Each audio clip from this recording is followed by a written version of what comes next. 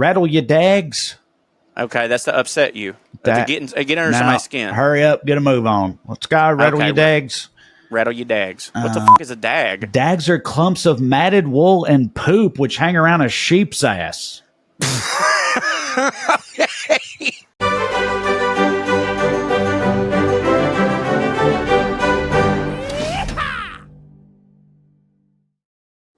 All right, we're back. We're back. Yeah, we are. Like from last week, we're back. We're back That's once true. again for another edition of Puttin on Airs here in the virtual Airstream studios. And I'm Trae and that's Corey over there. How you doing? How you today, doing, Bubba? Joe? I'm doing all right.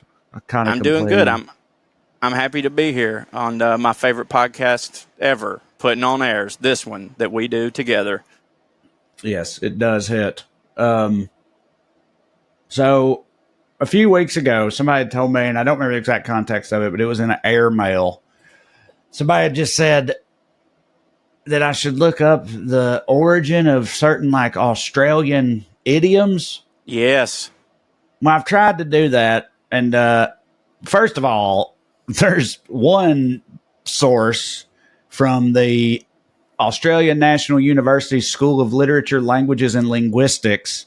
What? They got that over there? An A through Z. You never know what to listen to them. Am I right? But that they got an A through Z compendium of Australian words and idioms, and it is extensive. I mean, like, you wouldn't even, I'm talking like pages and pages and pages of this shit. Well, I want to hear it, but before you get into that, something on what you just said, it just now occurred to me, like, I think we've always wanted to know, like, hey, what's the dumbest accent in the whole world you can have? And we always assume, like, it's us. It is you know us. what I mean? But there are versions of the Southern accent that are prestigious and smart, like that Virginia lawyer type Frank thing. Underwood? Yeah, but, like, is there a version of an Australian accent that's not just like, "Good day, mate, you want to go hit the surf?" You know, like, they're just kind of that all the time. They are so that I gotta all give the it time, to them. but it's still not as dumb as our no, dumbest. and it also it plays totally different. Like, that's true. It hits for people. People just want to like hang out with them and get drunk and stuff, or suck their wieners and shit like that. Yeah, that's fair. You know, like they don't. I agree with you. They do all sound patently ridiculous, but right, and we do too for the most part. But there's some of us that don't. You know. Yeah. But yeah, no, I don't know. No, you're right. Like who? Like they've got posh people over there. Every place has rich people. Right. What do they sound like? Let's actually look that up real quick. Let's see what we can find out here. Like, is there a posh Australian accent? Yeah, because when it comes to like England and stuff, like I know that everyone's RP, got the standard received pronunciation is the official accent of the posh in England. Right. Exactly. And I can point out like, okay, like I'm getting better at like noticing what's a Brummie, what's a Cockney, whatever. But in Australia, I don't know the other. Like Australia's just fucking Australia. And every Australian actor I've ever heard sounds like every other Australian actor I've ever heard. Purportedly, according to the internet, they do have their own version of received pronunciation down there. It's called Cultivated Australian accent. Holy shit. Is the Southern lawyer, is that our received pronunciation? I guess so. Well, I mean, I've always heard that accent came straight from... That accent is essentially... That accent is like as close as you'll get to what British people in like the 1800s or whatever sounded like, is what I've always heard. It's like that's how British people back then used to talk, and then that became like the fucking plantation owner accent or whatever. Dude, did I tell you? I got to tell it on air, and I didn't get to your thing, but I have to say this or I'll forget it. I went golfing in Sunnyvale this past weekend with a friend of the show, Kim Casato's sons, right? And we got paired up. If you have in golf, when a course is busy, if you've only got 3 people, they're going to give you a fourth that's solo and make you have a foursome, right? And ours was just this random Chinese dude who had a mask on and had like one of them like Bill Murray Caddyshack hats on, right? So I couldn't really see him, but I mean, I know he Chinese or whatever. Anyways, real nice guy, bowed every time we said anything, which hit for me so hard. And we get on like hole 13, and he asked one of I guess the kids had been talking about growing up around there, and he goes, "Oh, where y'all from here?" And they said, "Yes." And they go, "Except for our buddy over there, he's from Georgia." And he looked at me and goes, I'm not going to do his voice, but he's like, the state? And I was like, yeah. And he goes, this whole time I've thought you were from Scotland. And I was like, wait, what? And he goes into this whole thing about why he thought I was from Scotland. And he starts talking about Braveheart and all this shit and yada, yada, yada. And the first thing I thought of is like, it's so nice to know that they do it too to white people. You know what I mean? Like all of us just sound alike. And that was when I found out he was actually Korean. So I had done that to him. Well, that's what I was about to say. It's like, it's so wild to me as a white. The idea that, I mean, I get it. Like, I'm sure to them it's equally wild, but in reverse. But like, dude, to me, I don't, if I just hear a Korean dude, a Chinese dude, a Vietnamese dude, a Laotian dude, whatever, all speaking English, but with their accent. Yeah. I'm not going to be able to tell the difference. Once I saw his face, I could tell he was Korean because I used to live with some Koreans. I can tell by looking, sometimes, but by sounding, I feel like I can, sometimes, I feel like I can, for whatever reason, I can tell, like Japanese people, I do think look kind of. No, they all do. Have the sword. I mean, Vietnamese people look different. Japanese people look different. They got the swords and stuff. But I can just tell Korea because of like Bobby Lee. If I just hear them talk, no English, but just with the accent, like I couldn't pick out the differences in those. But to me, the idea that for them, the equivalent of that is apparently like Scottish or Georgia, like the American state of Georgia, both just sound like a honky accent to a Korean guy. That's where my people are from. So wild to me. But again, I'm not disputing it. I'm just saying that's crazy to fucking think about. I think it's like it's nice because I mean that is where my people be from. Like the Forsters and the fucking Baines are Scottish, so like. Maybe it's just proof that like they're more alike than we even think. Perhaps it is. Well, I found this. I've not vetted it yet, but I found it. And also you said, oh, is that our RP? According to this, the American RP was the transatlantic accent, which makes sense. But that always kind of annoyed me because it was a known thing that they just made. They just made that up to. It was like Americans were like, we need our own version of RP. Yeah. We need something that indicates immediately that we're better than the people we're talking to. So they just invented a way of talking for a while. And it's like, I don't know. I just never liked that. You've contrived it. I don't appreciate that. Yeah. Like if you don't know that that's a thing and you just like show somebody a movie from the 40s, they'll be like, what the fuck is happening right now? Like what? Why are they talking like that? So anyway, I haven't vetted this, but it's what we were looking for. The Australian equivalent is called Cultivated Australian English. Let's have this Aussie feller teach us about it. As indicating high social class or education. It has some similarities to received pronunciation and the transatlantic accent. So some famous Australians who speak with a cultivated accent include actors Kate Blanchett and Geoffrey Rush, as well as ex-Prime Minister Malcolm Fraser. Let's have a listen. Yes. Well, no, I actually grew up in Melbourne. Yeah. And then I came to Sydney to go to the National Institute here and then got catapulted out. And I thought, well, I'll give it 5 years and see what happens.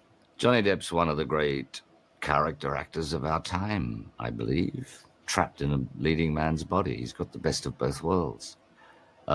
He has a brilliantly absurd sense of humor. Most people aren't aware of it. But 1975 was, I think, the only year since the migration program began when more people left Australia. So they just sound British. Just a bunch of posh cats. That's exactly what I was about to say too. That's how I interpreted it. I was like, oh, so you just the way to sound proper or posh in Australia is to no longer talk like an Australian. Talk Australian, yeah, dude. I mean, it's not exactly British. Certain words you can definitely hear the Aussie on it, but it's like much closer to just British than I don't know, an elevated Aussie, which I guess maybe that's the same thing apparently. I hope this doesn't make me seem like not as big of a fan, but like I'm a huge fucking Geoffrey Rush stan. Oh, he rules. I mean, Kate Blanchett rules too.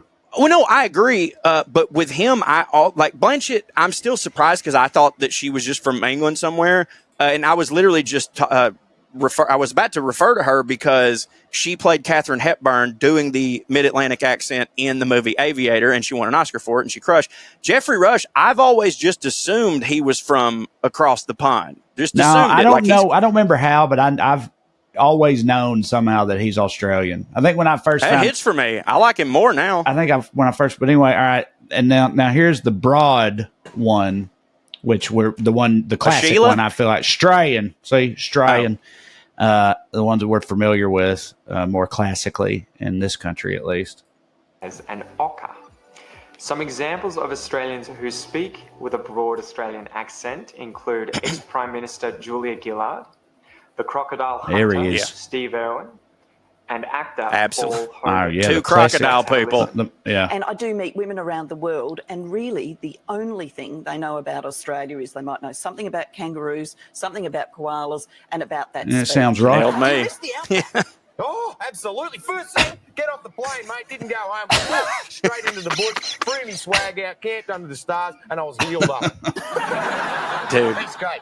Wonderful and weird at the same time. I had the rare and exotic thing of being the flavour of the month or flavour of the year almost for about a year. Yeah. And then it all, if you haven't sort of come out with another blockbuster, it's all over. You're forgotten.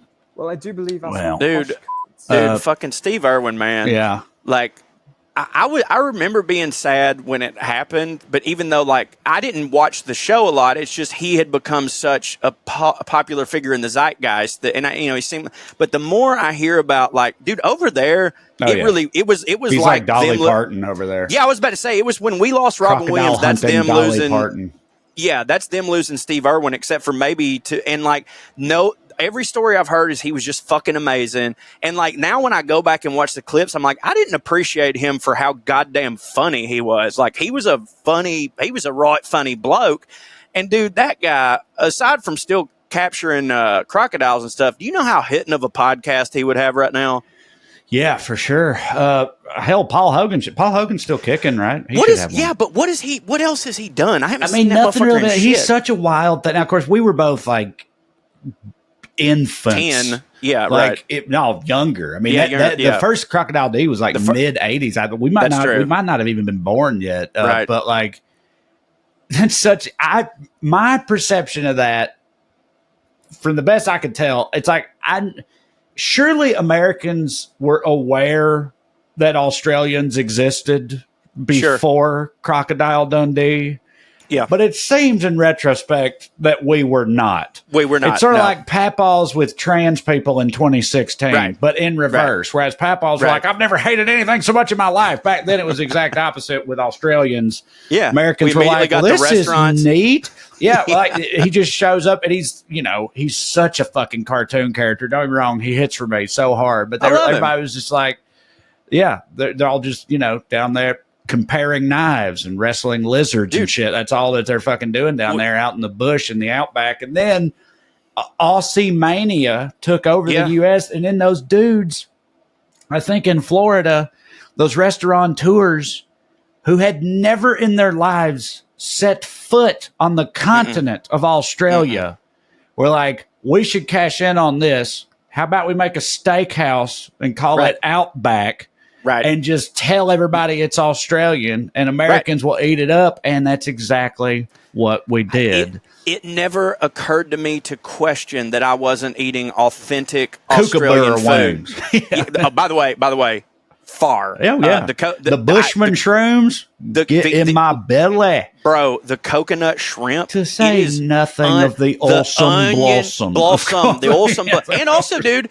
One of the all-time goats. Hey, we should rank appetizers or something. We should. We can do it now. But also, dude, they are also a top-tier free bread. Their bread is fucking that brown amazing. Bread. And they give you the right amount of butter. Yeah, and it's soft. Their salads are phenomenal. They make their own ranch. Great ranch dressing. Incredible ranch dressing there. It has a little spice, not a lot, just a little spice.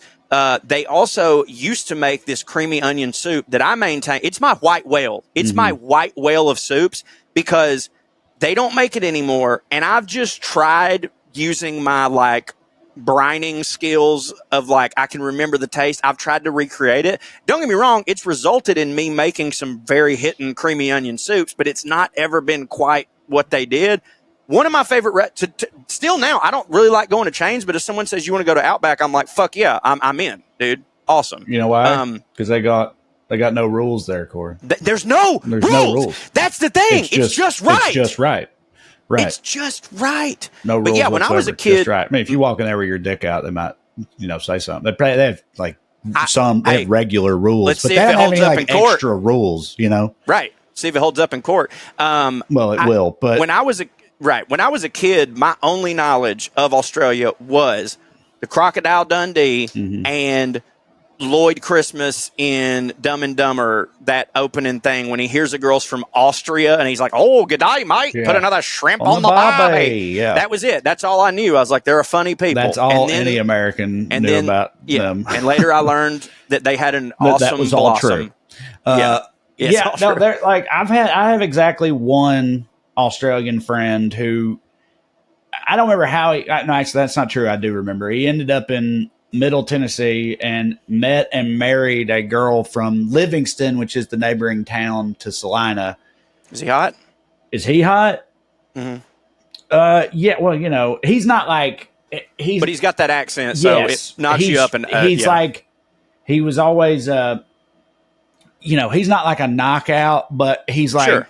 He's immediately fine. You're like, this is a pussy getting son of a bitch. Yeah. I mean? Like he's been with her. They've been married for as long as me and Katie have. They have children the same age and stuff. They've been together for a long, long time. But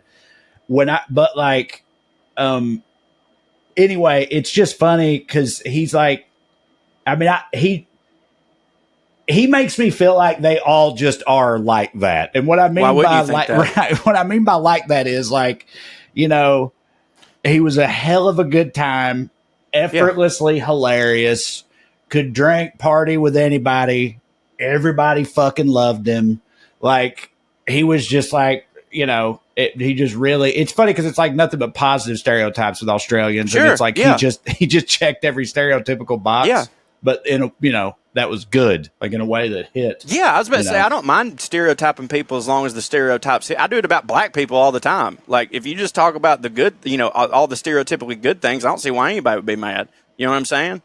But, like, I feel like with Australia, to us, it's like the evolutionary chart, but backwards, where it's like you got the Brits are upright, and then they start to devolve, and they're Australians, and then we're the tadpoles. You know what I mean? Like, Australians are the missing link between us and England. Well, I said, on my special, I've got a bit about, I have a theory that the hot sun makes white people go insane. Or whatever. Yeah, that's Florida. Right. And I talk about Florida, of course, and just most of the South, but especially Florida is the truly craziest part. And I was like, and then on the other hand, you look at England, and over there, the sun is a myth. Like it's gray, it's rainy. There's no hot sun at all. And it's like, and you might say they've been evil and colonially or whatever, but they're not crazy though. They're not wild. They're very prim, proper, buttoned up, all that shit. I was like, but you take England, you expose it to the hot sun for about 200 years. Bam, Australia, aka the Florida of Oceania. Right, Bruh, which Arizona? is true. I say Arizona of course. too. It's a solid theory. I'm just saying. I know. I'm like, I haven't even seen this yet, but I know exactly where you're going because like you're so fucking right. Like now, I'm trying to think of like, well, dude, even in like Southern California, California, like here, they're sucking and fucking and doing whatever. But it's like over here by the ocean, it's like surfer type dudes or whatever. But if you just drive out east a little bit out into the desert part of Southern California, lunatics, bro. Desert white people, Las Vegas, fucking. That U2 album wouldn't have hit as hard if they weren't crazy. You know what I mean? It's just fucking white people, sun-baked white people are fucking wild. Yeah, Vegas, bro, is the hottest. Did you say Vegas? Yeah. Yeah, and I said I say Vegas in the bit too. I say something like you take I said something like it don't even have to be prolonged exposure to the hot sun. I was like, if the sun is hot enough, the effect can be acute in nature. I was like, you can take the most straight-laced accountant from fucking Kalamazoo, send him to a weekend conference in Las Vegas. And by the end of it, he's fucking standing out in the street, fucking flopping his dick at the Sphinx, like, fuck you, or whatever I say. I'm sure you've retired this bit, but send a Southern Baptist to Mexico, my friend. You know what I mean? Like, that motherfuckers will go, they'll be at the Senior Frogs in Mexico City showing a dick to a 5-year-old. You know what I mean? Yep, absolutely. So, Australia, where again, but they are wild as hell, but in a way that mostly hits. But they've got their, they call them bogans down there, and that's their like white trash, and them motherfuckers is nuts. But they really hate Aborigines. I bet. Oh, you know that. Well, we've talked about that before. Drew lived there for a while, and he was like, he always said that they would do that thing. Yep. That was you don't understand. Right. They would about how I brought up with like Europeans and gypsies. It's that thing. That's actually the context in which Drew brought this up about Aboriginals. Where I was like, Europeans love to talk about how insanely racist Americans are, but let gypsies get brought up and they will lose. And then, but if you call them on that, their response is, well, see, you don't understand. See, the thing is, you don't live with gypsies don't hit, right? Right. They stink. Yeah. They're like, they're bad. They're lazy. They steal. And if you lived with them, you'd know. And it's like, right. You understand that's what the racist people in America that you hate, that you're saying literally the same exact things that they say about black people. And they're like, right, yes, but you understand that black people are good and gypsies suck, right? And it's like, that's the fucking, anyway. And our papaws are like, we'll trade. Yeah, well, yeah, right. And they, but yes, apparently in Australia, according to Drew, it's pretty much how they are with Aboriginals. It's like that. It's like they're casually racist towards them, and then it's like, oh no, they locked away, drunk out there in the outback. They don't want regular work and that sort of thing. Who is they racist to in like Mexico and shit? Do they have a type of foreigners that come and live there that don't hit for them? Do you know? Ooh. We don't have to do this, but I was just thinking because I know they got it. They have to have it. I'll tell you my assumption. Central Americans. Yep. There you go. Venezuelans, Hondurans. Yep. Probably, I'm assuming, especially the darker ones, because in almost every country, and it works like that. God only knows. But in almost every country, like colorism is like a thing. Yeah. Like even in Asian countries, they have like skin bleaching things where it's like like a Japanese girl. Traditional beauty standards is like you want to be milky white skin. Yeah. I don't know what that's actually. I think I do know what that's about. I think that comes from like used to, for years and years, if you were pale, you weren't out in the sun. That meant you had money. You had the privilege of being able to be inside in relative comfort all day. And throughout all of human history, it's been about what rich people have and what they do. So I think that's where the colorism thing comes from in every single fucking society on earth, pretty much. But it still is weird, though. Yeah, and it's not just us, for the love of God. No, it's not. What's funny, I saw this come up on Reddit recently, and it was talking about Asian colorism, and there was a guy put a big, long, very pretentious comment about the evils of colonialism and westernization, and they've done this to the whole world. And then of people, and then people, right? Which is like, look, I hear you. Yeah, but it's like you don't have to write a whole thing. Not saying colonialism hits; it don't hit. But is this really fucking the fault of the white man type thing? And luckily, there were people in the sub comments to that being like, "Look, bro, again, I hear you." But you talking about colorism in Japan is the fault of the French or something? It's like that don't make no fucking sense. Like there's every culture that's ever existed has had some not hitting aspects to it, even before the white man got there.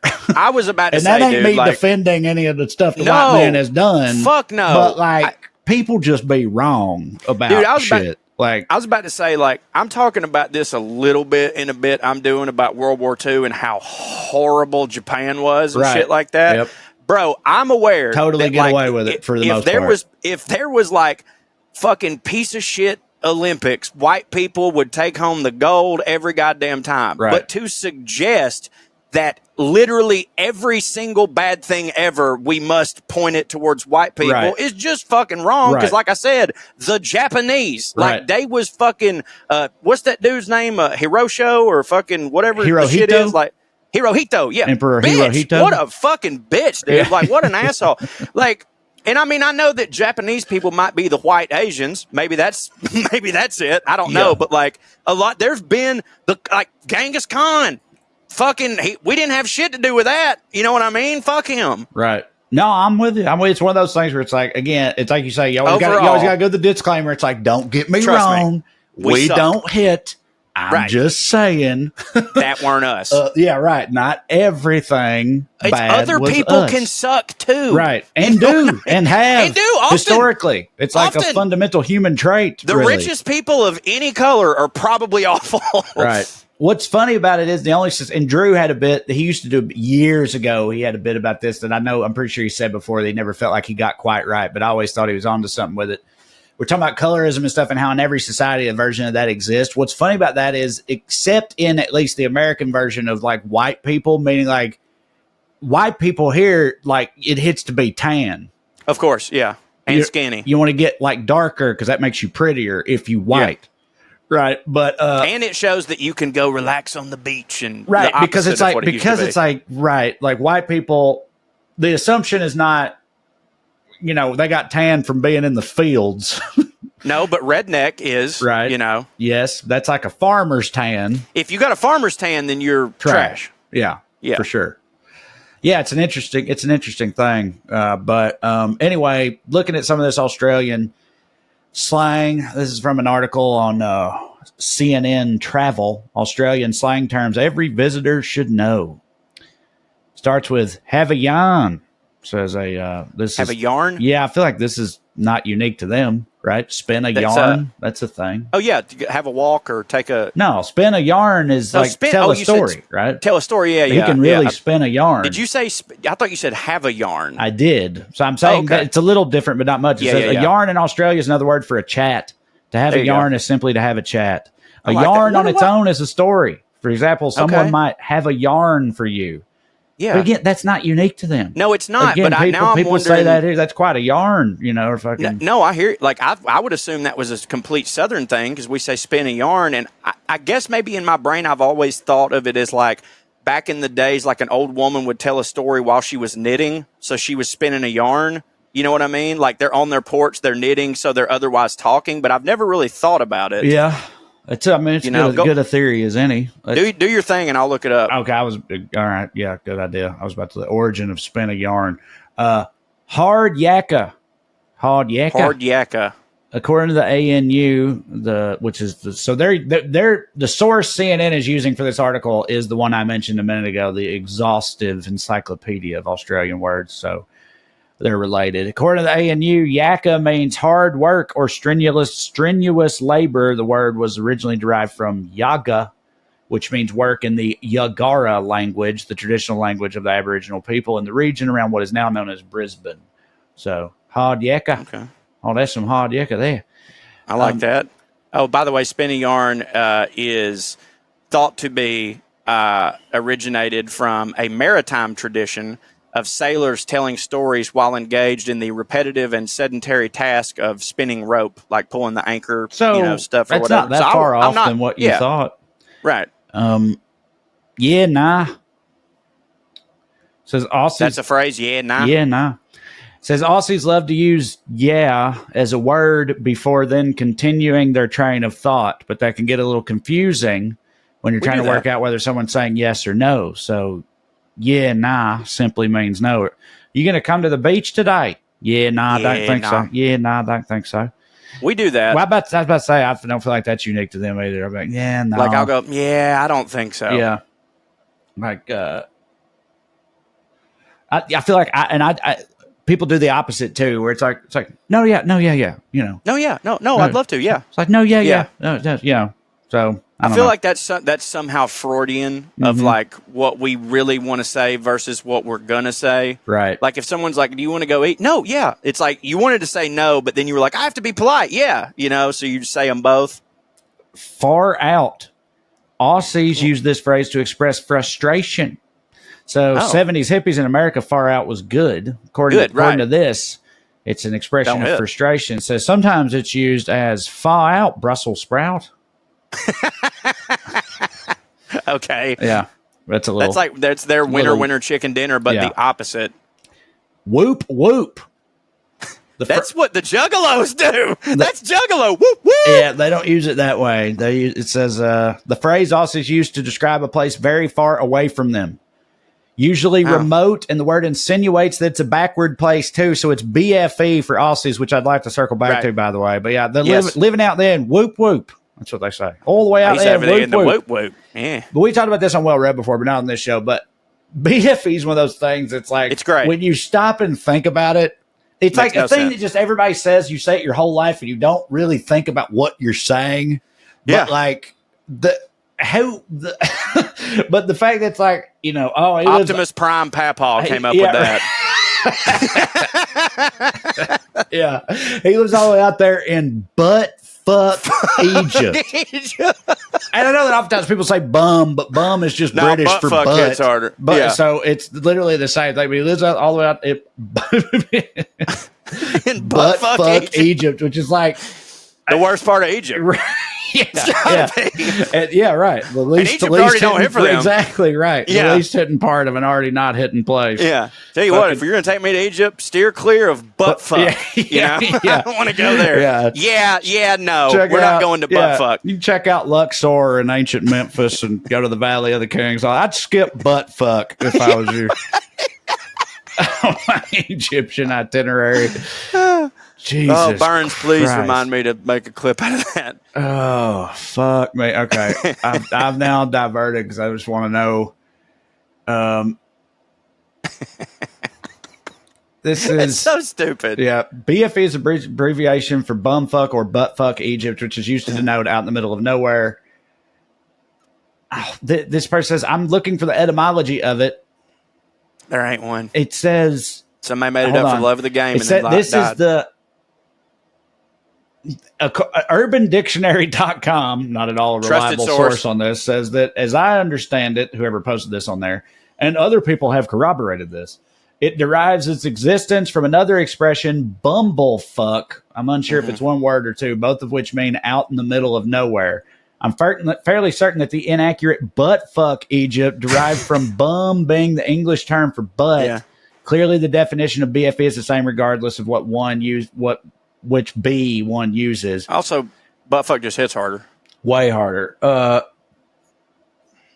There's some answers here. This person says, bumfuck Egypt is first documented in army slang. That checks out big time. That 100% checks out. You think about FUBAR. The guys out in Cairo were just like, we're out here in buttfuck Egypt. Yeah, but the army, they're good for that. Like I say, you think about FUBAR and Isn't snafu one of them? Snafu, yeah. A sudden situation now all fucked up. Yeah, something like that. And AWOL and AWOL's like in a formal military. I just mean that their acronyms hit. You know. Yeah, but I'm saying slang acronyms. Yeah. Like FUBAR fucked up beyond all recognition and that type of shit. We use AWOL as slang now though too. Like if our buddy gets blackout, we're like, oh, he's AWOL somewhere. So it kind of goes back and forth. Says BFE is from at least 1988. Sometimes these variations appear standing alone, sometimes in Egypt or Africa. Buttfuck Africa, sure. Yeah. More recently, BFN or butt fucking nowhere are reported from 2002. Bumfuck Egypt appears to be originally military slang. Given the number of abbreviations they used, I can easily believe this. And I do agree with that. I think it was one of our boys who was in the military who made it up.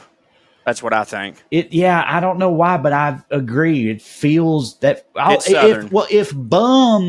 If the original version is bum and not then butt, then it's English. And I know that they're interchangeable, but that answers the riddle to me, or the mystery. We would have never said that. If it's bum originally, then it was definitely Brits or Aussies who came up with it. If it's butt originally, then it was an American for sure. Yep. We hit the hardest saying it. I can tell you that much. Let's see. Man, it seems like nobody really knows. It's rumored to be originated in the military, which again, like I said, I totally buy that. That sounds like a military slang to me, but there's no real. Isn't that fucking crazy? Proof that there's someone and he don't even know it. He don't even know it. He's long dead, and but his legacy still lives on because one day he decided to say something to his buddies to hit, like we're out in buttfuck Egypt, and then he never thought about it again, and he died, and now me and you are sitting here looking it up. Yeah, no, it is wild. He changed the game with that one, but I bet it's probably simple. It's like you think you said earlier. I bet there was some American or English or Australian soldier who was stationed in Egypt for whatever reason. Couldn't say the name of it. Out there in the desert in some place he couldn't name, and it did not hit. And he probably was just like, we're out here in fucking Egypt or whatever. And then that just became a thing, and it got short in the butt fuck. But it's so, because fucking, we've been saying that since elementary and middle school. He lives out there in BFE or whatever. And everybody knows it. And I don't even really remember where I heard it from. It's just like, it's always been. All right. To have head noise. Head noise. That's what many young Aussies say if they're feeling a bit anxious. If you're really overthinking a situation, you'd say you're a bit noisy. Yeah. Okay. Put a sock in it. That's not. Bad. That ain't. I wonder where that came from too. Like, was there a? I know that sometimes when people get kidnapped, they put a sock in their mouth to keep them quiet. Was that just that come from that? I guess. I don't know. We can look that one up too in a second. Crack the shits. There we go. Crack the shits. Oh, that means having a laugh, joking with your friends. According to this fucking article here, to crack the shits is to get really mad at a situation. So like crashing out, like crash out. That sounded too silly for mad. Crack the shits, Yeah. Like when Cho got to the refrigerator and saw that Amber had eaten the last of his prosciutto and mozzarella roll-ups, he really cracked the shit. The shits, yeah. Thank you. I knew. Yeah. I knew. As soon as you said when Amber, I was like, it's going to be about food. Probably ham. I thought ham, but you went with hitting ham. I'm about to say, hitting ham. Well, look, you're a fancy guy these days. Thank you. I love that. You've literally got your own ham shank. Yeah, it's gone now. Yeah. Well, it did hit. It did hit. The ant's pants. That's a liar? No, the best. So the bee's knees.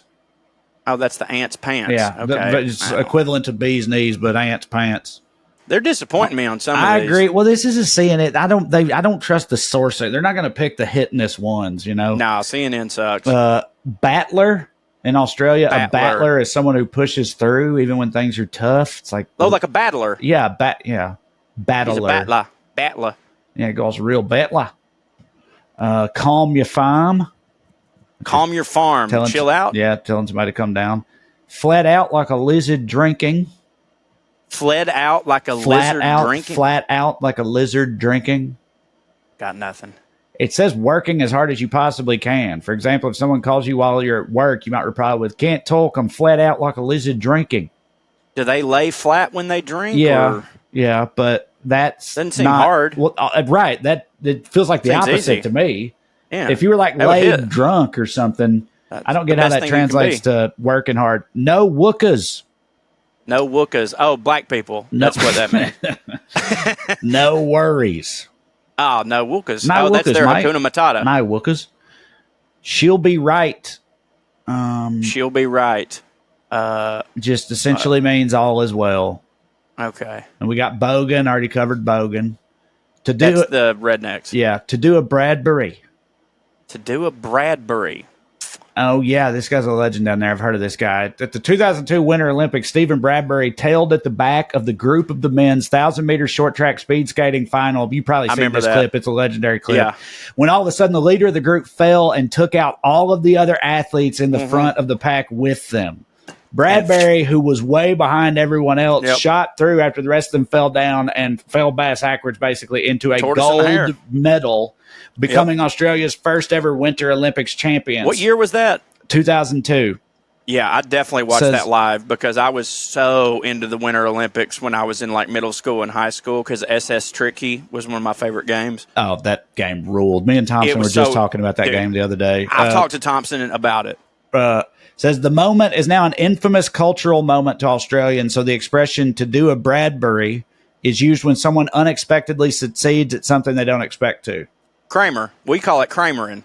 Yeah. Because I've done that. I've Kramered a bunch where I just was doing my own thing and then everybody else fucked up and here I go. That's a good thing to be. And also, not for nothing, like that Bradbury guy, he could have easily just laid down and not done nothing, but he was still doing the race and then a good thing happened. So always, try to Bradbury. You never know. You know what I mean? Have a sook. Sook is a word. Sook. Sook, S-O-O-K. S-O-O-K. Sook, yeah. Sook is a word used by Australians when someone doesn't get their way and is down or upset about it. To have a sook is to be in a bad mood. Sometimes Like Aussies will say that a person is being a little sooky la. Yeah. Okay, I like it. Yeah. And then a chook. You got a sook and a chook. A chook is simply a chicken. Says in Australia's roast chooks are sold in supermarkets. We don't have a different name for chicken, do we? No, but we should. Yard bird. My uncle called them yard birds, but that was about it. I didn't come down in the last shower. I like that. Meaning, I wasn't born yesterday. Right, yeah, okay, yeah. I didn't come down in the last shower, yeah. My favorite use of that phrase is Todd Snyder had a line, and he said, I may have been born yesterday, but I was up all night. Yeah. Which really hits for me. Like, for example, if someone says, you need to check the temperature before you go take a hike. And I said, yeah, of course. I didn't come down in the last shower. You know. I love that. I'm going to start saying that. Then it says, just add an O, which I think we knew. It's like they just chuck an O onto the end of a word, like servo. Servo's right. A gas station. Ambo, ambulance. That's ambulance. Bottle-o. You can only buy alcohol from beer. licensed shops that specifically, so liquor stores. They call liquor Bottle-o. stores, go down to the bottle-o. I like that. I like that yeah. Too. Arvo. Arvo? That's how they refer to the afternoon. Okay. That's stupid. I mean, whatever floats your bodo. Yeah. Let's see here. We've got Australian fans who are going to write in. I can't wait for them being like, oh, CNN don't know shit. Right. Well, CNN pulled those from this, I can tell. But this is the problem with this is like I didn't go through this before. And what's the last one you said? It's very extensive. Just put an O on it. Arvo. Oh, yeah, no. I thought you then said a different name of a thing. Bludger. That's a fighter, a guy that's tough. This word is a survival of British slang meaning a prostitute's pimp. Oh, a bludger. Well, tough guy. Coming. A bludgeoner was a person who carried a bludgeon. Makes sense. Yeah. Short, stout, stick, or club. Appears in mid-19th century English slang dictionaries, a term for a low thief who does not hesitate to use violence. I never knew those were called bludgeons. I just thought that if you hit somebody with something, it was you bludgeon them. Therefore, anything could be I guess anything can be a bludgeon. Like if I'm carrying a guitar, and I'm going to hit you with it, it's a bludgeon. I agree with you. That's what I thought too. Let's see here. Apparently, Bluey is used for a lot of things, so it makes sense they would have named that worldwide phenomenon show. Man, I'm so sorry. I'm so sorry that you missed that. Yeah. Y'all don't know nothing about it. I think you'd enjoy it. Bodgy? Bodgy? That's a fat girl. Two senses of the word bodgy in Australia and English, both probably deriving from an earlier, now obsolete word, bodger. The obsolete word bodger probably derives from the British dialect bodge, to work clumsily. In Australia in the 1940s and 50s, bodger meant something or someone which is fake, false, or worthless. The noun was used adjectively. I'm a bodger. We stuck together throughout all the war. We was in under bodger names. Okay. So fake names, I like that. Bodger. Let's just start calling Mark a bodger for no reason. And now they changed it to bodgy, and it's like, to avoid suspicions in case they were picked up by the Transport Regulation Board, it was decided to take a bodgy receipt for the tyres with them. Okay. So a fabricated receipt. So like, bodgy, it just kind of sounds like dodgy. Bodgy, yeah, that's what I was about to say. Bogan again, an uncultured, unsophisticated, boorish, and uncouth person. Yeah. Yeah, goddamn, tell them how you really feel. What most of the world would call an Australian. Mm-hmm. Guys, enter the room dick first. Blue Chew isn't just a tablet. It's a cheat code for your crotch. Stronger, harder, long-lasting, like someone gave your downstairs a pep talk and a gym membership. Blue Chew is the original brand offering chewable tablets for better sex. Y'all, your boy's been using Blue Chew for going on 8 years now, and I love it. A lot of people say, Corey, does it work? And I'm like, look, Blue Chew makes my dick harder than coming up with what are they called? Metaphors. Metaphors. Right. That's what it is. It's absolutely fantastic. And I've always said, like, it doesn't mean that you have to have something wrong with your wiener to do it. It's like, bruh, you know, Albert Pujols and Barry Bonds could still hit the ball. It's just that once they got a little help, they could hit the ball even further and more consistent. You know what I'm saying? It also, I love that it comes in a discreet package, so I don't have to go to the pharmacist. Nobody has any idea. It's just goddamn white envelope. My mail woman don't even know what's going on there. You know what I'm saying? And it's just gonna make you super hard. You know, it's gonna make your wiener super hard. It's gonna be a little bit hard to tuck in. You know what I mean? So maybe don't walk around in sweatpants, and if you do, put on some underwear. I'd suggest that. And it's not, because it's not a supplement. It is an erection resurrection, and your hog's going to have its own zip code. Guys, this isn't just about performance. This is about legacy or third legacy. You get that?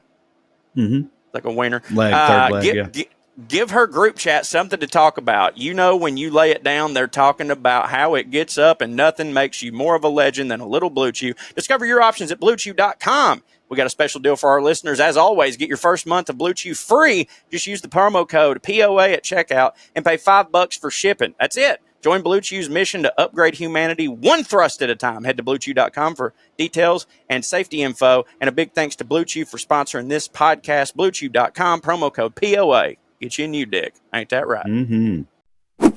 Y'all, let me ask you a question. You ever step outside, feel like you're instantly drenched in sweat? Like no matter what you do, it just don't stop. Another way to put that is, are you fat like me, like Cho? You big and fat and sweat all the time? I guess there's people that ain't fat slobs like us that also I don't sweat. even want to be left out when you're talking about being fat. I was like, is he going to mention of me course too? I'm also fat. I know, and I said that. You know, this is America, baby. We all fat out here in these streets. But anyway, I'll take a shower to get the stink off of me. Get out of the shower and start sweating like almost immediately. And it's like, what did I even do? What am I doing here? I have to I changed.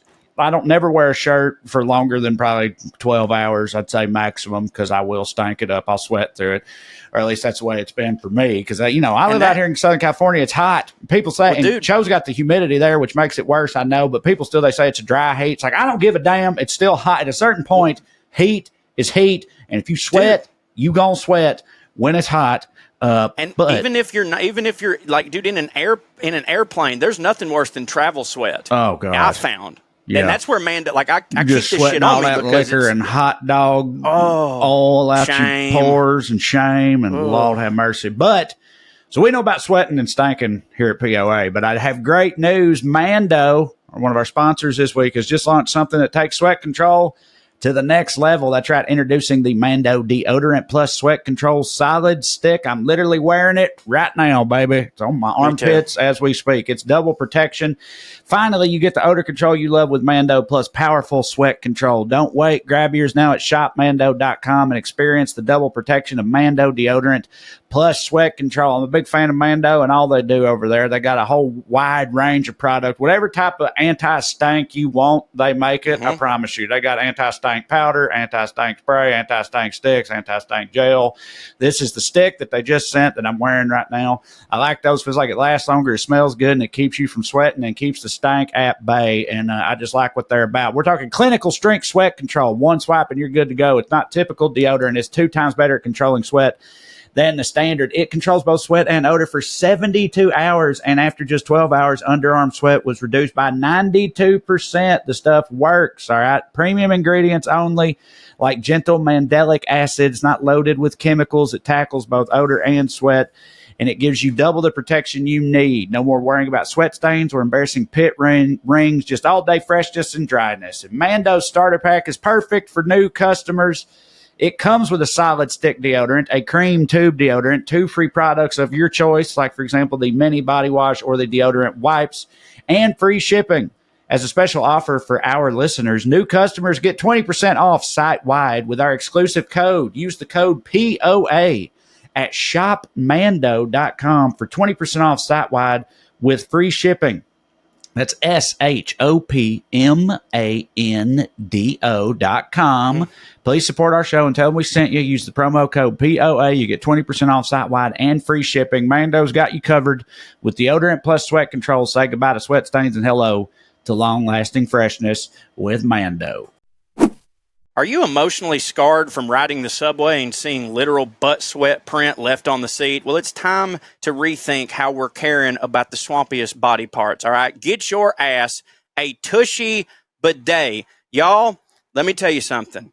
I always thought, first off, that in order to have a bidet, you had to be some sort of aristocrat. The first time I ever used one, it was at the Watergate Hotel, and the toilet was like gold, and I was like, well, I'll never have something like this. I don't hit hard enough. And then our friends at Tushy sent me one, and also I started looking at them. I was like, these are very affordable.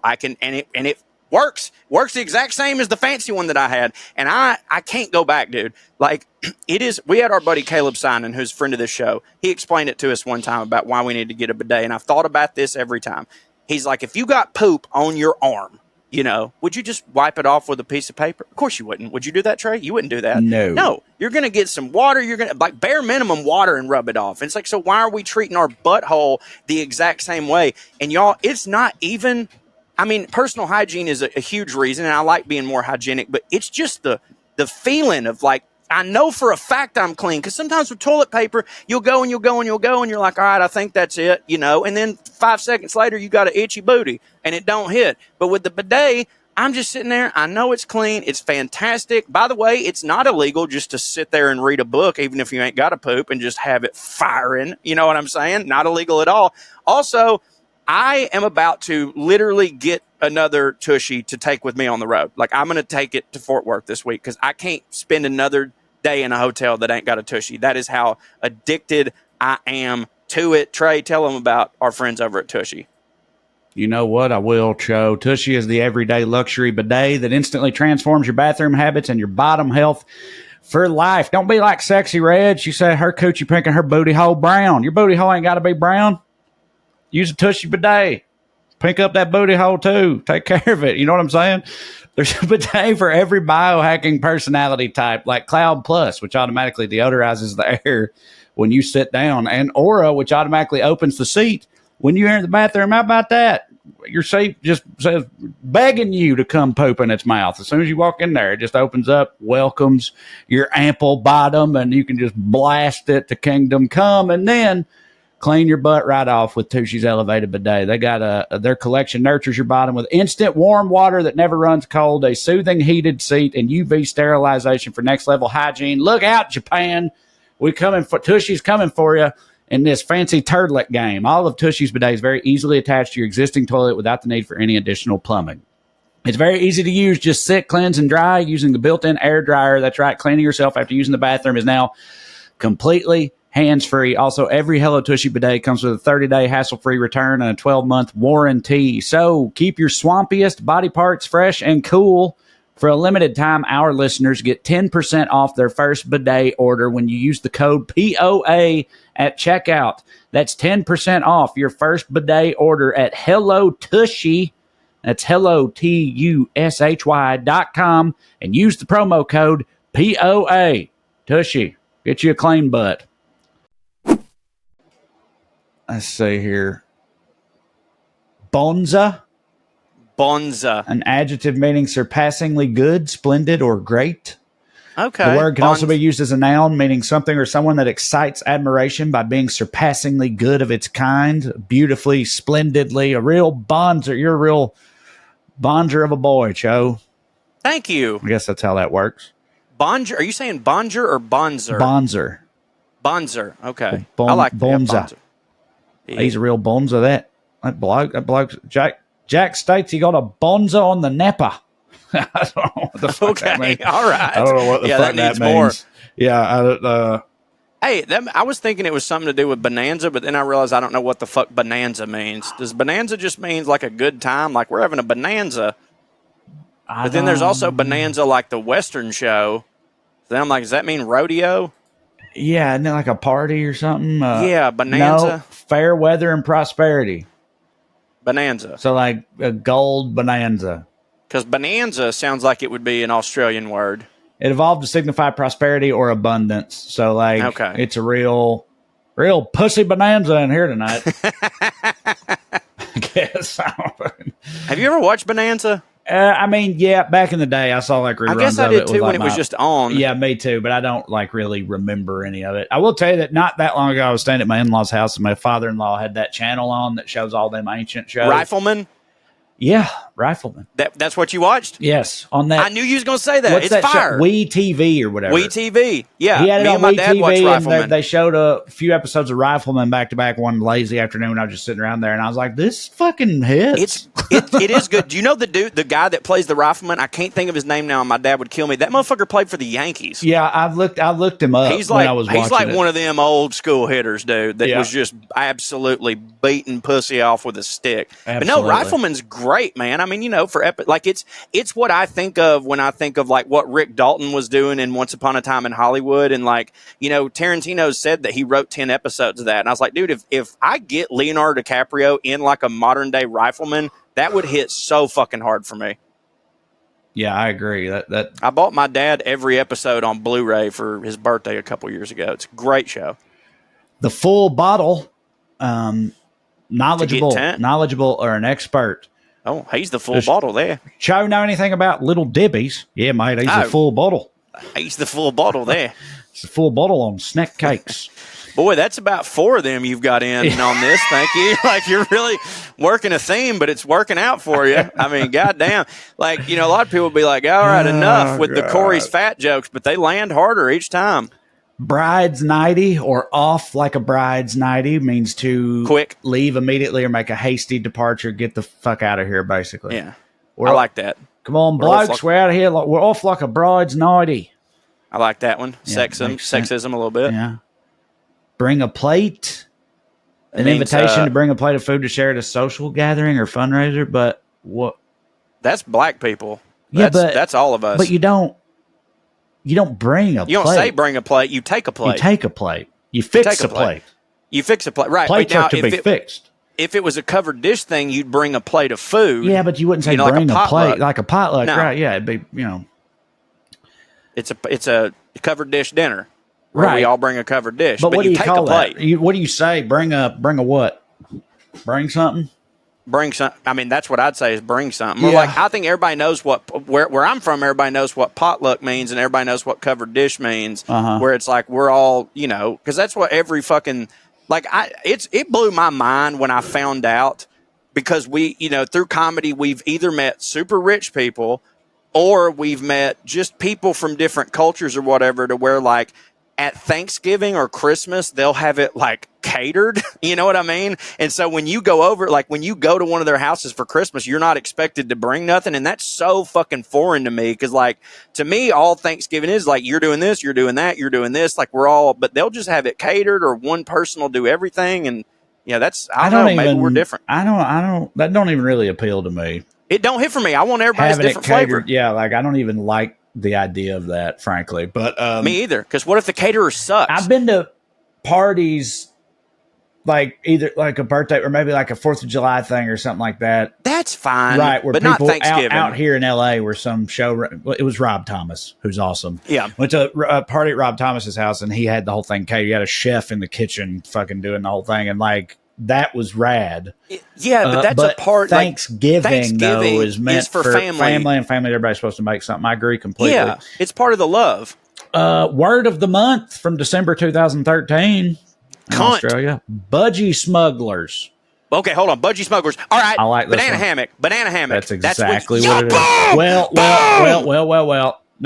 Yeah. A banana tight underwear. Yeah, it's Speedos. It's Speedos. Yeah, that's banana hammock. That's banana hammock. Yeah. Your banana's in the hammock. Yeah, I know, but I couldn't remember banana hammock was even. Maybe, but Todd on Scrubs, he just wore a Speedo and he just called it a banana hammock. Yeah, but that's what I meant is like budgie smugglers. Fuck yeah, dude. Got one. Which that one. But earlier, didn't you mention budgie in a different regard? I did. But Bodgie.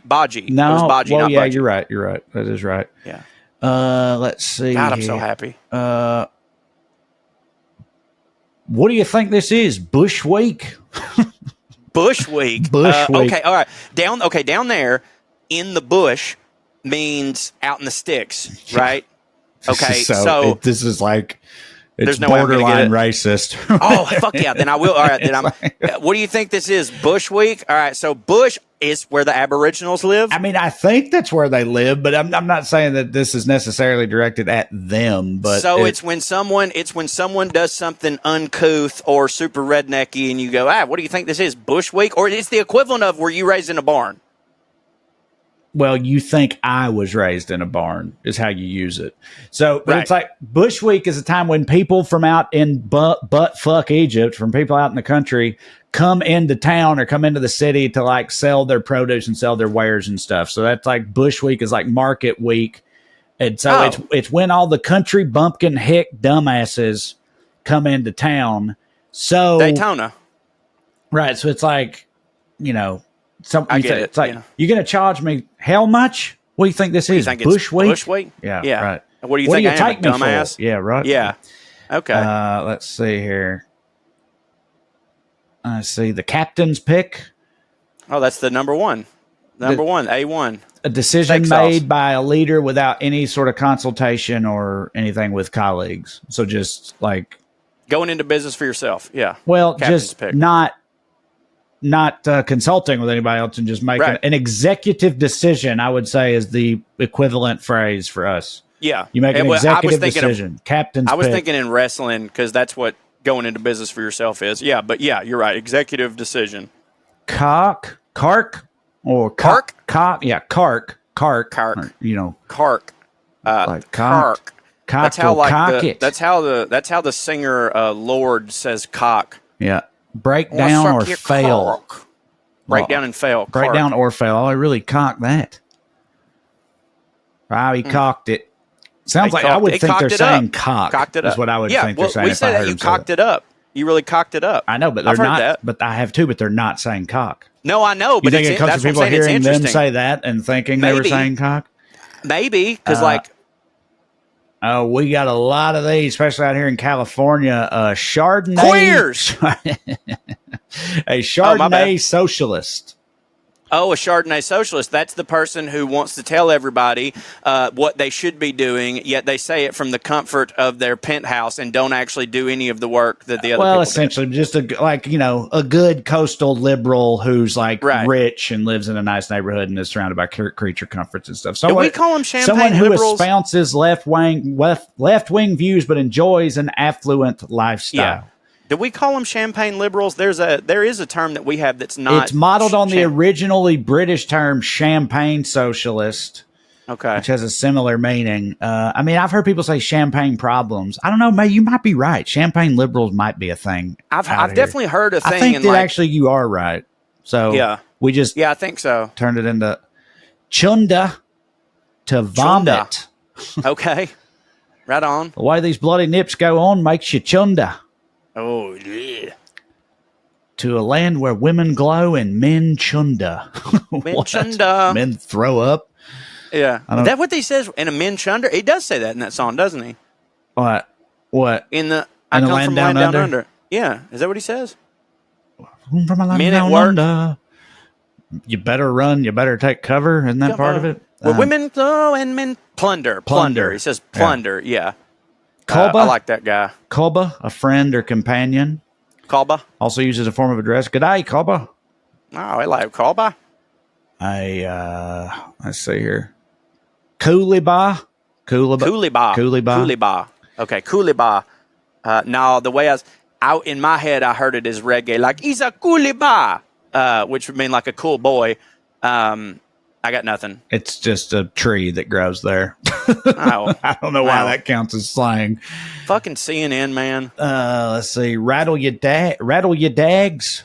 Okay, that's to upset you. Get under somebody's skin. Hurry up, get a move on. Let's go. Rattle your dags. Rattle your dags. What the fuck is a dag? Dags are clumps of matted wool and poop which hang around a sheep's ass. So it says, it actually does kind of make sense because it says, get your shit together. When a daggy sheep, so a sheep with a lot of that dingleberries, when a daggy sheep runs, the dried dags slap together on its ass and make a rattling sound. Let me ask you this. So rattle your dags means fucking let's go, get a move on. Let me ask you this about sheep real quick while we're here. I don't know when we'll get another opportunity. Of all the animals, it seemed like would just die without us. Sheep has to be number one because, like, you ever seen them fucking sheep that don't get sheared and they just drown in the lake because they got too much goddamn wool? Yeah, but my understanding of that, first of all, list of animals that I don't know how they survive without us would Dogs. be fun. Well, you got to put pandas near the top. I feel like. Pandas for sure. Pandas I know it's like a hack premise at this point, but it's like I don't know how that. You ever watch like panda videos and stuff, and it's like it seems like it's like a fat dork in a bear outfit or whatever. They don't seem like they're the least bear-like bears ever. Except for maybe you think you could whoop a panda's ass? I mean, I'm not going to say that. I'm not going to go that far. I don't far. know what they do when I've never seen one look like they's about to whoop anything's ass. No, me neither. But those sheep, though, my understanding of that is that those sheep that you're saying that, because yes, if sheep don't get sheared, their wool can get so thick and long and matted and shit that it like kills them. Yeah, they drown. And you're like, well, that ought not be. Well, they don't even have to drown, I think. I think it can get so long that it's like they can't move right. And they just die. Right. But my understanding of that is like, you know, they've been bred to produce that type of wool because that type of wool hits for us. And if we had never interfered with them, that shit wouldn't happen. Okay, so we kind of don't. We've made them to where we French bulldogged them. Right. We've made them to where they can't exist without us. That makes. I never think about that in terms of any other there's animal like except bighorn dog, sheep like, and stuff that are like wild animals, and they do fine. I just assumed that they all died of falling in the water and drowning. I got just like, fuck, man, they didn't get sheared, you know? Yeah, no. You ever heard people talk shit about koalas? In a way, yeah. What do you mean, though? Well, apparently I whoop their ass. I reckon they'll scratch you up, but yeah, but I'm just you saying, could probably like, throw one. Haymaker, I'm pretty sure would. Well, I think you could just launch it, don't you think? Yeah, for sure. Into a wall or something. Yeah, but apparently, they eat eucalyptus, right? Yeah, I've read before that it gets them fucked up. Yes, that it like makes them high, so they're perpetually like stoned basically, and they just lay around not doing shit. But also, they're all apparently ed up with like koala chlamydia or something. Okay, all right. So they are getting it in, I guess, but it's like opposite of pandas. I don't know, but it's a thing on Reddit. It's kind of cringy. People take it upon themselves to like be really, I don't know, to go on big long diatribes about how much a certain animal don't hit in a real like over the top edgelordy way. Like there's one for pandas, there's one for koalas, there's one for sunfish. You know what sunfish are? No, but also I kind of want you to read one of these fucking Reddit diatribes. I need to know what you're talking about. I'll find the Reddit one. Because sunfish on the surface, it sounds like it hits for me. Somebody going in on this long diatribe about something innocuous. The thing is, they're usually like they turn out to be mostly wrong. So, right. Like, I thought you meant we were going to say a euphemism for racism or something. No, but like, so I'll show you what a sunfish is, and I'll try to find this Reddit thing about the sunfish. And let's see here. So that's a sunfish. You see it? Oh, wow. I don't think I've ever seen one of those. They dumb looking. But yeah, no shit. Like, where's his head? Right. This is head, I reckon. Look, it's fins. I know. What do you mean? They can only go left? Yeah, like they don't. Look, don't get me wrong. It seems to me that they do not hit. What God did that? Right. You know what I mean? Right. Jesus Christ. So I agree with you. But like now let me find the sunfish Reddit rant. Here we go.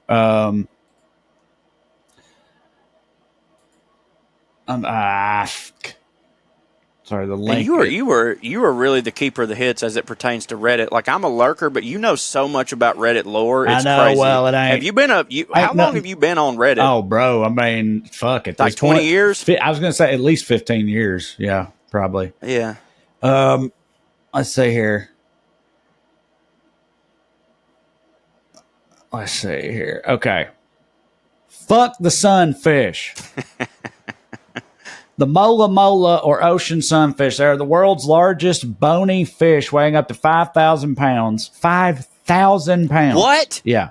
That thing we just saw? Actually, well, he first said, fuck the sunfish. Disclaimer, I care about marine life more than I care about anything else, and I mean that, except for this big, dumb idiot.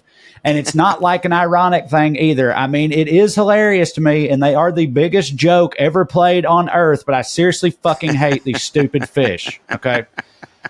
They are the world's largest bony fish, weighing up to 5,000 pounds. And since they have very little girth, that just makes them these absolutely giant fucking dinner plates that God must have accidentally dropped while washing dishes one day and shrugged his shoulders at because no one could have imagined this would ever happen. And they have no purpose. Every single pound of that is a wasted pound, and every foot of it is wasted space. They are so completely useless that scientists debate how they even move. They have little control other than some minor wiggling. Some say they must just push water out of their mouths for direction, parentheses, 6 question marks, close parentheses. They could use their back fin, except guess what? It doesn't fucking grow. It just continually folds in on itself. So the freaking sails are being made. This piece of floating garbage just doesn't put them where they need to fucking go. So they don't have swim bladders. You know, the one thing that every fish has to make sure it doesn't just sink to the bottom of the ocean when they stop moving and can stay the right side up. This creature that can barely move to begin with can never stop its continuous tour of idiocy across the ocean, or it will fucking sink. Except when they get stuck on top of the water, which happens very frequently. Because without the whole swim bladder thing, if the ocean pushes over the thinnest but yet largest and most toppleable fish on the planet, you're shit out of luck. There's no creature on this earth that needs a swim bladder more than this spit in the face of nature, and yet some scientists have speculated that when they do that, they are absorbing energy from the sun because no one fucking knows how they managed to get any energy to begin with. So they need the sun for that, I guess. But good news, when they end up stuck like that, it gives birds a chance to land on their goddamn island of a body and eat the bugs and parasites out of its skin because it's basically a slowly migrating cesspool. And that don't hit for you? You might be thinking, if they are so huge, they must at least be decent predators. No. The most dangerous thing about them is, as you may have guessed, their stupidity. They have caused the death of one person before because it jumped onto a boat onto a human. And in 2005, it decided to relive its mighty glory days and do it again, this time landing on a 4-year-old boy. Luckily, little Byron sustained no injuries. Way to go, fish. Great job. They mostly only eat jellyfish because, of course, they do. They could only eat something that has no brain and a possibility of drifting directly into their stupid mouth, I guess. Everything they do eat has almost zero nutritional value, and because it's so stupidly fucking big, it has to eat a ton of the almost no nutritional value stuff to even stay alive. Dumb. You see its ridiculous open mouth? Oh no, what could have happened? How could this be? Do not let that expression fool you. They don't have the goddamn ability to close their mouths because their teeth are fused together. And you know what? It's good it floats around with such a clueless expression on its face because it is, in fact, as clueless as all fuck. They sometimes do get eaten, though, but only hardly. No animal truly uses them as a food source, but instead will usually just maim the fuck out of them for kicks. Seals have been seen playing with their fins like frisbees, probably the most useful thing to ever come from a sunfish. You might be thinking, wow, you raised some good points here. This fish truly is proof that God has abandoned us. Yes, you're right. Thank you. I have. But you continue, if they're so bad at literally everything, why have they not gone extinct? You know what? That's a great question. All caps, Cho, because this thing is so worthless, it does not realize that it should not exist. It is so unaware of literally fucking everything that it doesn't realize that it's doing maybe the worst fucking job of being a fish, or debatably the worst job of being a cluster of cells than any other cluster of cells ever has. So what does it do? It lays the most eggs out of anything. Besides some bugs, there are some ants and stuff that will lay more. This thing will lay 300 million eggs at one time. 300 million. It survives because it would be statistically improbable, dare I say impossible, that there wouldn't be at least one of those 300 million left surviving at the end of the day. And this concludes why I hate the fuck out of the complete failure of evolution that is the ocean sunfish. If I ever see one, I will tell it that Jeffrey Epstein didn't kill himself. Bro, and you said that don't hit for you? That is hilarious. That is, by the way, I went to high school with people that you could describe exactly the same way that he just described that sunfish. As a sunfish, yeah. Yeah. Now they do hit for me. Like they are funny, but it's like it's funny. It is funny, but it's also like it's funny to have this much vitriol towards like a fish that you spend the time to type this out with that much anger behind it, and that is funny. But it's also like, but who is the person that's doing that? Yeah. Yeah, I mean, maybe I don't know. I would love to hear Mike Birbiglia do that on stage. Then on top of that, though, almost in every case, including the sunfish one, that it will be largely debunked later by like actual scientists and stuff, including this one who is like, no, that guy wasn't spitting. That's what it says that. It says this viewpoint is somewhat biased against sunfish. This is a quote from a scientist. It says that apart from the fact that sunfish are actually decently powerful swimmers, it's not entirely off the mark. According to Lister, which is the marine biologist's name, the sunfish is actually very well suited to survive. This is actually sunfish-leaning media that you've been exposed to. It says jellyfish aren't motorized, so it's easy to eat those, and it makes sense that they're its prey. Coming to the surface to be cleaned by birds is a smart move on their part. Let's see here. And saying they can get to 5,000 pounds is like saying that humans can be over 7 feet tall. It's technically true, but rare. You're right. It's not how it normally goes. This makes it funnier to me. This makes it funnier to me that someone hates them so goddamn much that they didn't even care to look up if any of their wild claims were true. They were just like, this is how much I hate this motherfucker, and this is what I think about them. Like, how do you know that much about a sunfish and get it wrong? Part of how they survive also apparently is that they taste like shit. Yeah. But what happens a lot is stuff like this. This was actually the picture that led to that being posted, that rant I just read. This is the picture it led to. You see this picture of this? Yeah. So like a walrus trying to eat him? It's a seal. Like they'll take a bite out of them and be like, ugh, don't hit. And then they just float away with half a head and then slowly sink and die while not hitting. I mean, look, they seem to not hit. I agree. But like, I was just thinking, like, when you said a seal, I was thinking more of like whales or whatever. And then I got real sad thinking about like, do you think whales taste anything? Because they pretty much just open their mouth and shit just go in their throat. Like, do you think they taste? Well, it depends on the whale. Yeah. They're not all, what's that called? Feeder? That's not right. They just go. I know there's a word for that. But baleen whales, or the baleen is the stuff in their mouth that, what's it called when a whale eats plankton? But sperm whales, you mentioned sperm whales, they're not like that. They eat, they go hard, I reckon. Okay. It is filter feeding. Fuck, that's what I was going to say. Why didn't I just say sperm whales go the hardest of all the whales, right? Well, other than fucking orcas. Killer whales go. Hey, when's the last time an orca tried to fuck a yacht? Because I feel like that was going on for a while. Yeah, that was the thing. It kind of came and went like murder hornets, but they're probably just biding their time. But yeah, sperm whales, it says they eat squid, including many people think it's never been like seen or documented in video, but people think like giant and colossal squid. They go down to the very brainy deep and engage in like fierce aquatic battles with gigantic squid and then eat their ass. Do you think they think about it like they're, like maybe once a week they're like, up?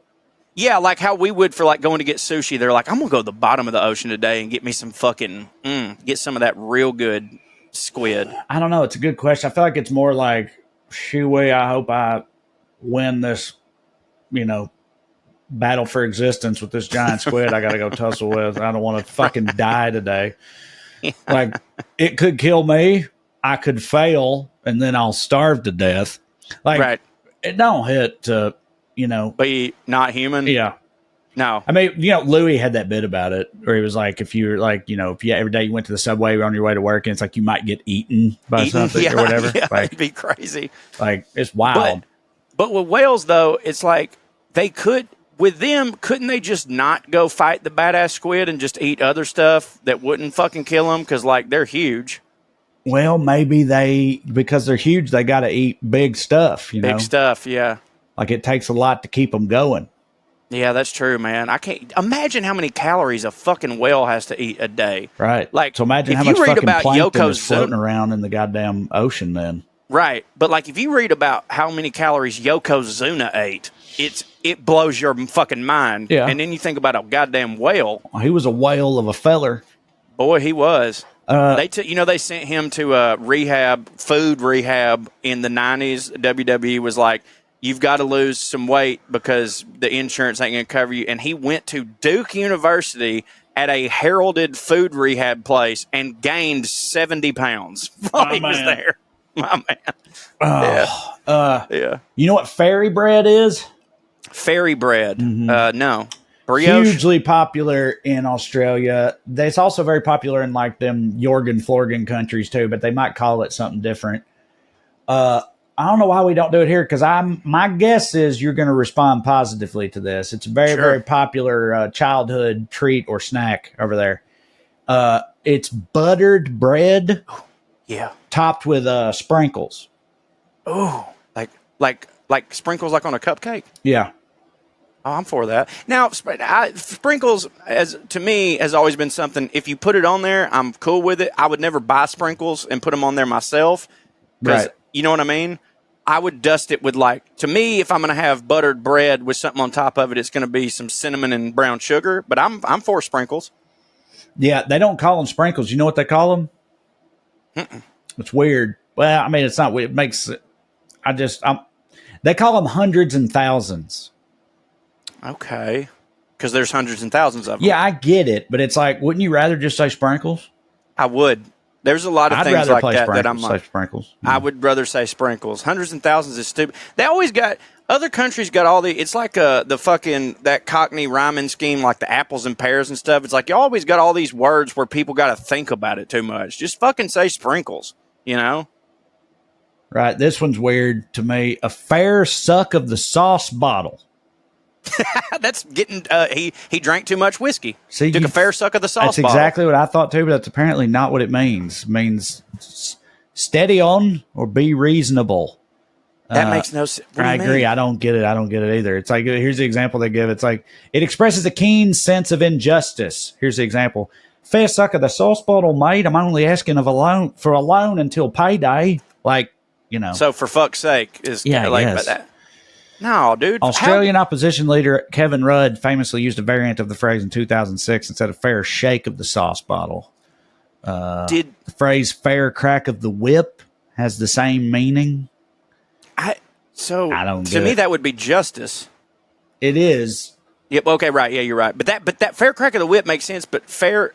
What was the first one you said? Suck of the sauce bottle. Yeah, again, that's just like, hey, buddy, we're all sitting here trying to hit that Jack Daniels. God damn, you took a fair suck of the sauce bottle.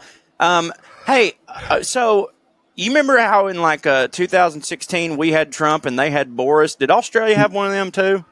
Yeah, I think so, but I don't. I'm pretty sure they did for a while, but I don't know his name, and he gone, I reckon now. I couldn't tell you one ever prime minister that Australia has had, and I could tell you 1,000 English ones. I know that they had a real dumb fuck guy for a while there. But was that uncommon to them?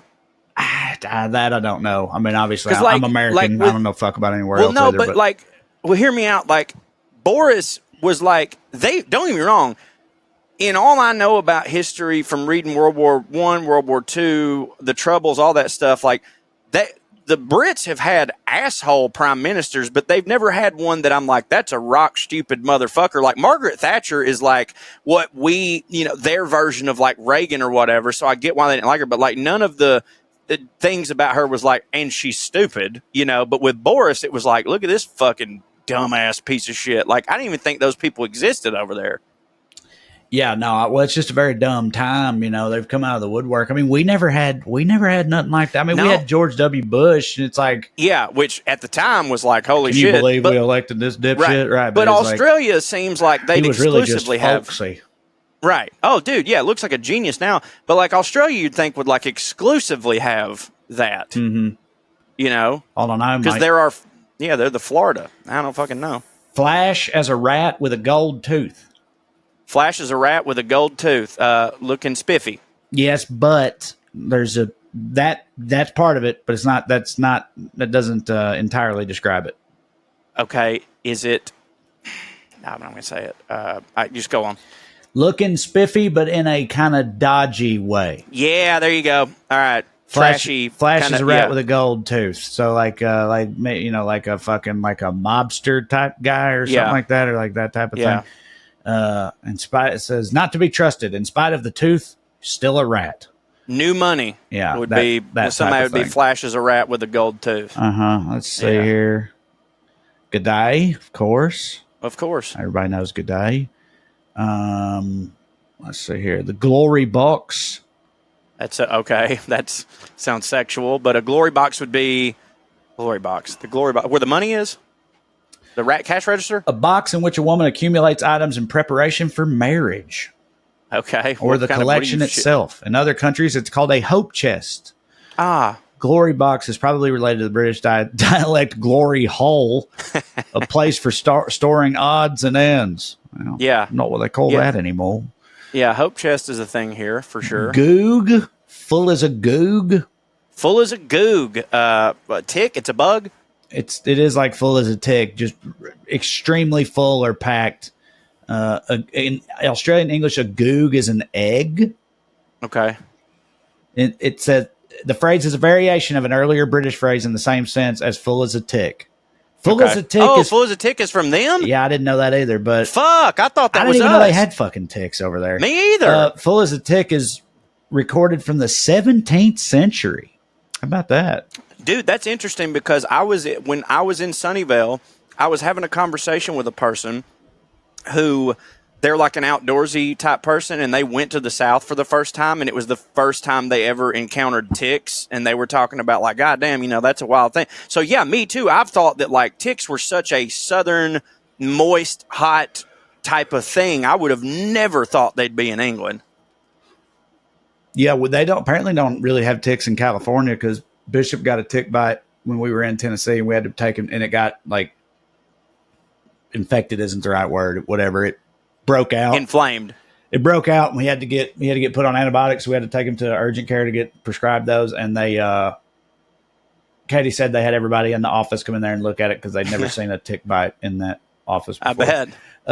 We're just going to do a couple more, then I'm going to shut her down. Goon. I've heard this one. Goon.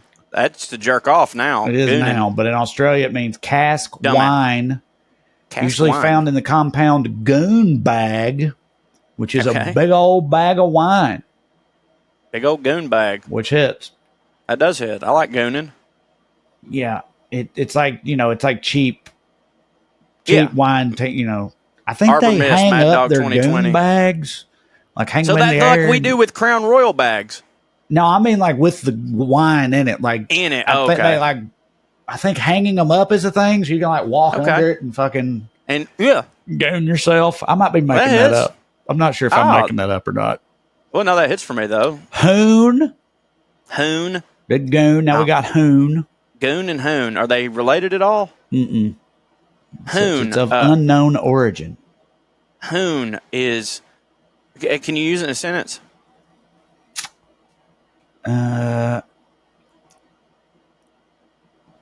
It was into this habitat at about 11:30 p.m. that I drove, having passed more than 40 kilometers of hoons and souped-up cars cruising the highway in packs. Motorcycles. A lout, or someone who drives dangerously or at reckless speed. Okay. Drew's a real hoon. He is a real hoon. Illywhacker. That's a... Well, I was going to say penis because I thought tallywhacker, but illywhacker, that's a silly boy who's up to mischief. Mischief, yes. It's a small-time con man. Somebody trying to scam you in like a pranky sort of way. We call them matchstick men over here, don't we? Jackaroo. Jackaroo. That's okay. Jackaroo, a guy who tricked you. No, that's a con man. A jackaroo is an asshole. It says a jackaroo nowadays is a person working. What? Okay. The jackaroo originally was a Queensland term referring to a white man who lived beyond the bounds of close settlement. Later, a jackaroo was a young man seeking to gain experience by working in a supernumerary capacity on a sheep or cattle ranch. The fuck is a supernumerary capacity? I don't know. That's but a lot of numbers. I think it's like an apprentice on a cattle or sheep farm, ranch. yeah, like a cowboy, but like a, like you, the lower level. You're not a full sheep man. You're just a jackaroo. Right. Jackaroo, yeah, yeah. A jackaroo is now a person working on such a ranch with a view to acquiring the practical experience and management skills desirable in a ranch owner or manager. Okay, so like a rookie of we would when we're talking about comedians and we call them open micers, but we could also call them jackaroos. What do you think they call a lady who has that job, Joe? Cunt. Sheelaroo? A Jillaroo. Jillaroo. Oh, so they give up Sheila, Jack, Jill. You get it. Jack, Jill. Jumbuck. Jumbuck? Jumbuck.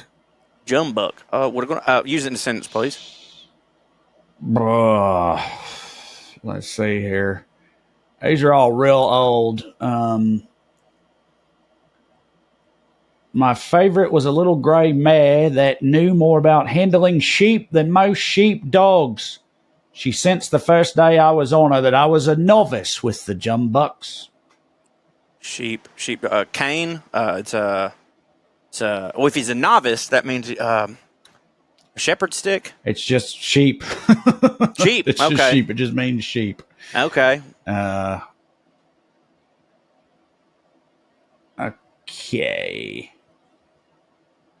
Oh, it sounds like this one's controversial. We'll end with this one, I guess. Good. Kukuri. Kukuri? Not kukuri, just kuri. I just stuttered. Koori. Kuri. Okay, kuri. All right. So says the word kuri is well established in Australian English, but it continues to cause confusion and misunderstanding. Many Aborigines dislike the term Aborigine and Aboriginal, which I did not know, since these terms have been foisted on them, and they carry a lot of negative cultural baggage. Not surprisingly, they've looked for alternative words, and instead of Aborigine, many prefer to use the word for a person. Just call us a person. Just call us a person. It's not going to work for me. No. We're people. We need a different word for you lot, They don't say lot, I don't think. Anyway, in order to understand the history of the word Koori, we need to bear in mind the fact that when the Europeans arrived here, there were 250 languages spoken in Australia. Way back in the past, that's a lot. Way back in the past, they were no doubt related, but most of them were as different from one another as English is different from Italian or Hindi. Some languages of Southeast Australia had a word Koori, Kori, Koori, Cooley, Koolay, which meant person or people. In the 1960s, in the form of Koori, it came to be used by Aborigines of the areas to mean Aboriginal people or Aboriginal person. It was a means of identification. But because of the wide variety of Aboriginal languages and cultures, Koori has not gained Australian-wide acceptance, being confined mostly to New South Wales and Victoria. Other terms are preferred in other regions. Okay, I was worried that this was going to end up being like, racist. And then they turned it into a slur. That's what I thought this was going. But it seems like apparently not. Apparently it's fine. It's what they call themselves. I guess we're not. A lot of them, because you decided to go with the CNN list. We're not going to get the true hitters. The how long ago left the CNN list off? Okay, but I would like to do that as an episode.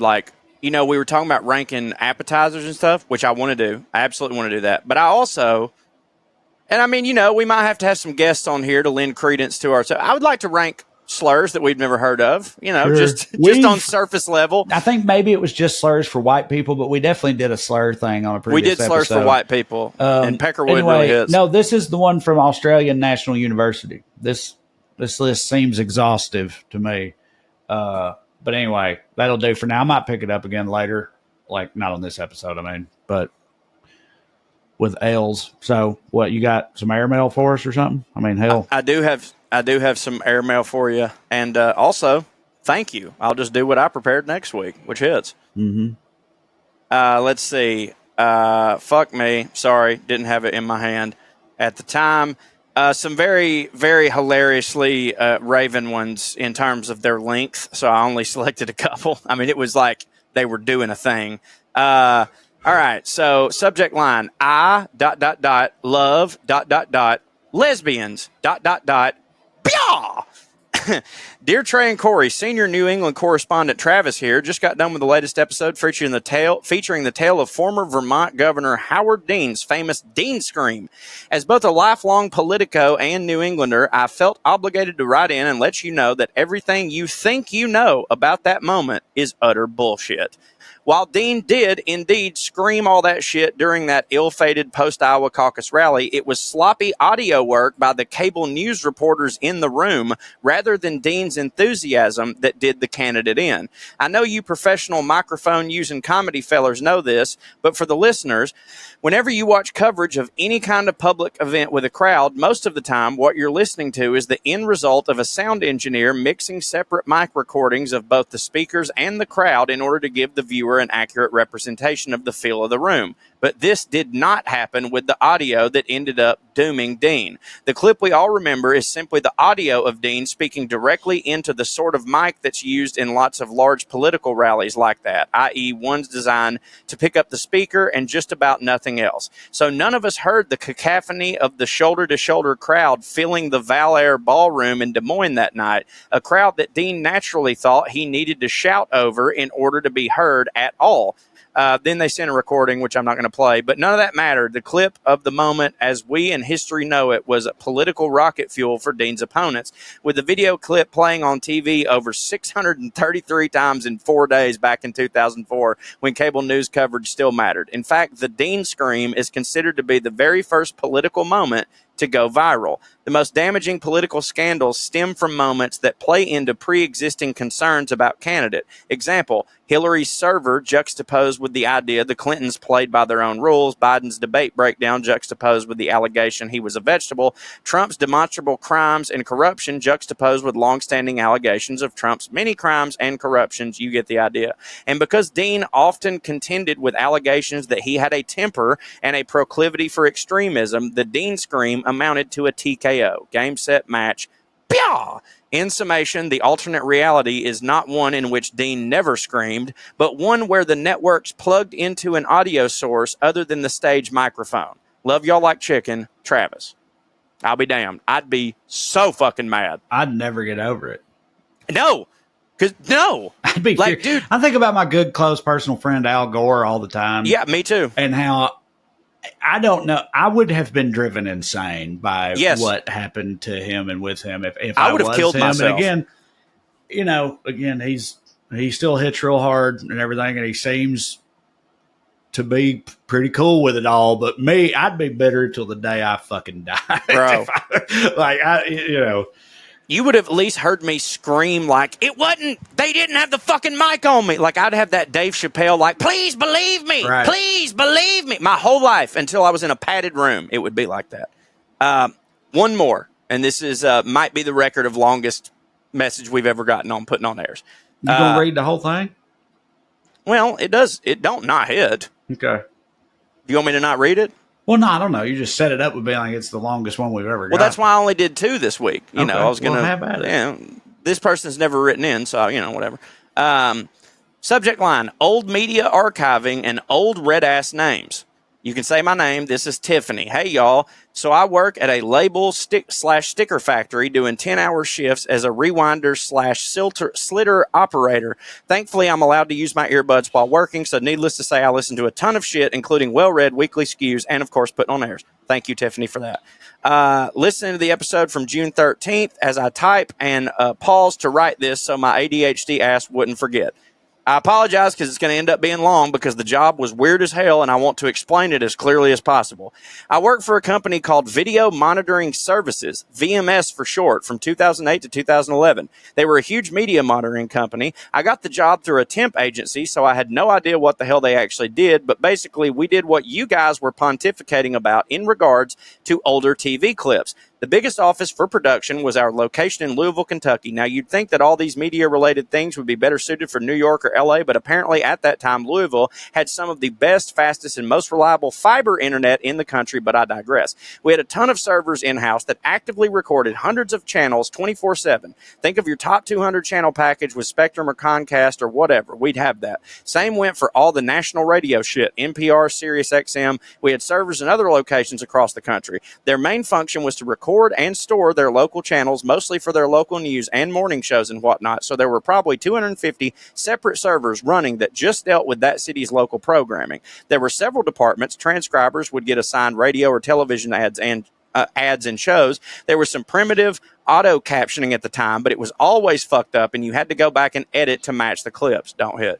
These transcripts help clients request items. What kind of items? Usually clips from shows, but occasionally we would get orders for full episodes. Clients were typically big companies and corporations, and 95% of orders were for a clip where their product was featured or sometimes even just mentioned. If a new Johnson & Johnson product was featured on the local morning show in Boise, Idaho, they would order that clip. If there was a film critic that talked about Black Swan on an entertainment segment from a show in Houston, Fox Searchlight would request that clip. Sometimes the clip were literally offhand mentions and would be less than 10 seconds long when including the context before and after. Why did they need them? Honestly, I still don't know. For their archives, I guess. I worked as a trafficker, not the bad kind you probably just thought about, I swear. My job was to traffic incoming orders to their respective departments. If something was available on the server, I'd just go ahead and move the job to an editor who would then pull up the server, find the folder containing that channel's recording files, use the time on the order to download the show, find the clip they wanted, edit it neatly, and then upload it and send a link to their email. Or if the client requested a physical copy, they'd burn that clip to a DVD-ROM. Okay, yada, yada, yada. This is how me and you can find shit from Ricky Lake. That's what she's getting at. But it's 9 more paragraphs. You're right. But anyways, they love the job. But if that's how people, I guess, are getting these fucking clips that we see that we were questioning, like, how the fuck do they remember all that shit? So there's a service, apparently. Anybody can request a clip from fucking Ricky Lake from 1993? I guess. Oh, she says, P.S. One time y'all were talking about old ass country names, and I had to share a few in my real family real quick. My nana is Phyllis Jean. Her mom, my great grandma, was Maisel Artie. Her dad, my great grandpa, was Oscar Powell. His brother was named Haskell. Their dad's name was Otho, and all were born and raised in Kentucky. Love you, Tiffany. But yeah, apparently there's, we can go to this archive place and be like, give me that time Jerry Springer backhanded a Down syndrome lady on accident, and they'll have it. You got any them names she gave from that generation of papaws and stuff from way back, like early 1900s papa, like great grandparents and stuff. You got any of those? We got the one that I have that's close. They have a Maisel. We had Moselle, which I think is even Moselle. rednecker. My papa, the whore banging truck driving papa. He dated and probably endlessly cheated on a woman named Moselle when I was like a teenager. My papa's girlfriend's name was Moselle when I was in high school. But I didn't know all these people. They died, but like I'm saying, my like grandparents, parents and stuff, people I didn't know, but I heard about. There was just a few.